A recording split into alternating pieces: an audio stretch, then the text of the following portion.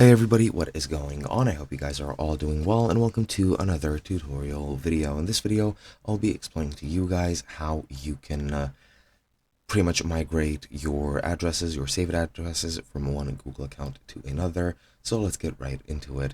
Now, unfortunately, Google does not offer any similar sort of system or any sort of function regarding that, so you really can't migrate using one functionality from Google accounts from one to another.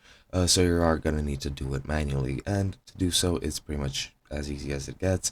You really just have to find the addresses in the places that you actually, well, put them in, input them pretty much. So once you find those addresses, you can then manually add them to the other account as well. So what you need to do to go to your saved addresses is you just need to go into your menu, go into your data and maps.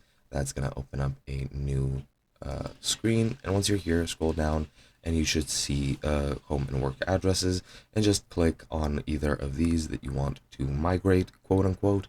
So for example, you click on home and you should see your saved address over here, or even you should see it on the previous screen.